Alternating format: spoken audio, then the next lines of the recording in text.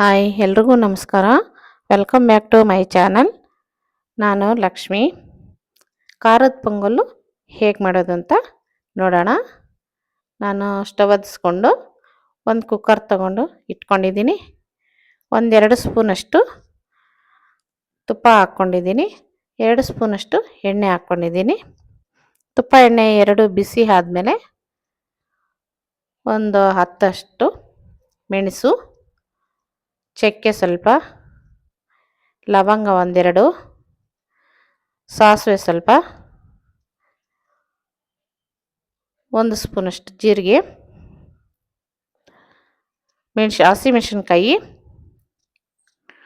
ಶುಂಠಿ ಬೆಳ್ಳುಳ್ಳಿ ಪೇಸ್ಟು ಹಾಕ್ಕೊಂಡು ಸ್ವಲ್ಪ ಶುಂಠಿ ಬೆಳ್ಳುಳ್ಳಿ ಪೇಸ್ಟ್ ಹಸಿ ವಾಸನೆ ಹೋಗೋವರೆಗೂ ಫ್ರೈ ಮಾಡಬೇಕು. ಈಗ ಸ್ವಲ್ಪ ಕರಿಬೇವಿನ ಸೊಪ್ಪು, ಟೊಮೆಟೊ ಹಾಕ್ಕೊಂಡು ಫ್ರೈ ಮಾಡ್ಕೋಬೇಕಾಗತ್ತೆ. ಟೊಮೆಟೊನು ಹಸಿ ವಾಸನೆ ಹೋಗೋವರೆಗೂ ಸ್ವಲ್ಪ ಸಾಫ್ಟ್ ಆಗೋವರೆಗೂ ಫ್ರೈ ಮಾಡಬೇಕು.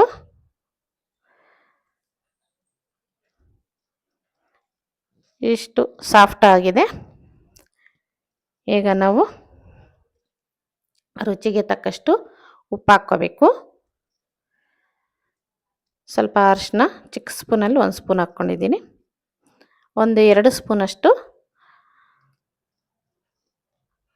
ನಾನು ತುರಿದು ಮಿಕ್ಸಿಗೆ ಹಾಕ್ಕೊಂಡಿರೋದು ಕೊಬ್ಬರಿನ ತೊಗೊಂಡಿದ್ದೀನಿ. ನಿಮ್ಗೆ ಎಷ್ಟು ಬೇಕೋ ಅಷ್ಟು ಹಾಕ್ಕೋಬೋದು. ನಾನೊಂದು 2 ಸ್ಪೂನಷ್ಟು ಹಾಕ್ಕೊಂಡಿದ್ದೀನಿ ಕೊಬ್ಬರಿ. ಇದೆಲ್ಲ ನೀಟಾಗಿ ನೋಡಿ ಎಣ್ಣೆ ಬಿಟ್ಕೊಳೋ ಥರ ಚೆನ್ನಾಗಿ ಫ್ರೈ ಆಗಬೇಕು. ನಾನು 2 ಕಪ್ಪು ಅಕ್ಕಿ, 2 ಕಪ್ಪು ಹೆಸರುಬೇಳೆ ಚೆನ್ನಾಗಿ ವಾಶ್ ಮಾಡಿ ಇಟ್ಕೊಂಡಿದ್ದು ಈಗ ಹಾಕ್ಕೊತಾ ಇದ್ದೀನಿ. ಇದನ್ನು ಸ್ವಲ್ಪ ಎಣ್ಣೆಯಲ್ಲೇ ಫ್ರೈ ಮಾಡಬೇಕು.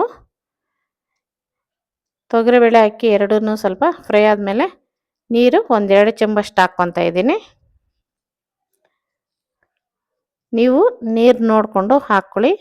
ಇದು ಸ್ವಲ್ಪ ದಿಂಡಿಲ್ದಿರ ಅಕ್ಕಿ ಸ್ವಲ್ಪ ಚೆನ್ನಾಗಿ ಬೇಳೆ ಅಕ್ಕಿ ಎಲ್ಲ ಸಾಫ್ಟ್ ಆಗಬೇಕು. ಆವಾಗಲೇ ಇದು ಟೇಸ್ಟಿಯಾಗಿ ಚೆನ್ನಾಗಿರೋದು. ಸ್ವಲ್ಪ ನೀರು ಜಾಸ್ತಿನೇ ಹಾಕ್ಕೊಳ್ಳಿ. ನಾನಿಲ್ಲಿ 2 ಚಮಚಷ್ಟು ನೀರು ಹಾಕ್ಕೊತಾ ಇದ್ದೀನಿ.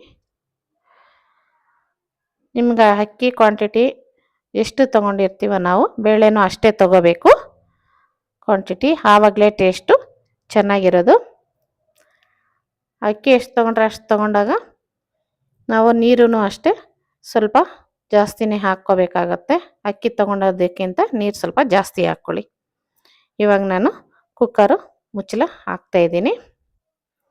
ನಾನು 1-2 ವಿಸಿಲಷ್ಟು ಕೂಗಿಸ್ಕೊತೀನಿ. ಅವಾಗ ತುಂಬ ಸ್ವಲ್ಪ ಸಾಫ್ಟಾಗಿ ಆಗಿರುತ್ತೆ. ಆವಾಗ ರುಚಿ ಚೆನ್ನಾಗಿರುತ್ತೆ. ನಮಗೆ ಮನೆಯಲ್ಲಿ ಬೇಗನೆ ಆಗಬೇಕು ಅಂತ ಅಂದಾಗ ಈ ಥರ ಬೇಗ ಮಾಡ್ಕೋಬೇಕು ಅಂಥೇಳಿ ನಾವು ಮಾಡ್ಕೋಬೋದು. ನೋಡಿ ಈಗ ಕುಕ್ಕರ್ ಮುಚ್ಚಳ ತೆಗೆದಿದ್ದೀನಿ. ಸ್ವಲ್ಪ ಕೊತ್ತಂಬರಿ ಸೊಪ್ಪು ಹಾಕ್ಕೊಂಡು ಇದನ್ನು ಇನ್ನೊಂದ್ಸಲಿ ಕಲಿಸ್ಕೋಬೇಕು. ಸಾಫ್ಟಾಗಿ ಅಷ್ಟು ನೀರು ಅಲ್ಲ ಅಷ್ಟು ಗಟ್ಟಿ ಅಲ್ಲ, ಮೀಡಿಯಮ್ ಆಗಿ ನೋಡಿ ಎಷ್ಟು ಚೆನ್ನಾಗಿ ಬಂದಿದೆ ಅಂತ.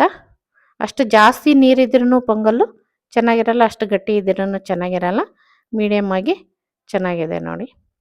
ಬಿಸಿ ಬಿಸಿಯಾಗಿ ತಿಂದ್ರೇ ಇದು ಟೇಸ್ಟ್ ಚೆನ್ನಾಗಿರೋದು. ಇದಕ್ಕೆ ಸ್ವಲ್ಪ ತುಪ್ಪ ಹಾಕ್ಕೊಂಡು ತಿಂದರೆ ತುಂಬ ಚೆನ್ನಾಗಿರುತ್ತೆ. ನೀವು ನಿಮ್ಮ ಮನೇಲಿ ಒಂದ್ಸಲಿ ಟ್ರೈ ಮಾಡಿ ನೋಡಿ. ನಿಮಗೆಲ್ಲ ಇಷ್ಟ ಆದರೆ ಪ್ಲೀಸ್ ಲೈಕ್ ಮಾಡಿ, ಶೇರ್ ಮಾಡಿ, ಕಮೆಂಟ್ ಮಾಡಿ, ಸಬ್ಸ್ಕ್ರೈಬ್ ಆಗಿ.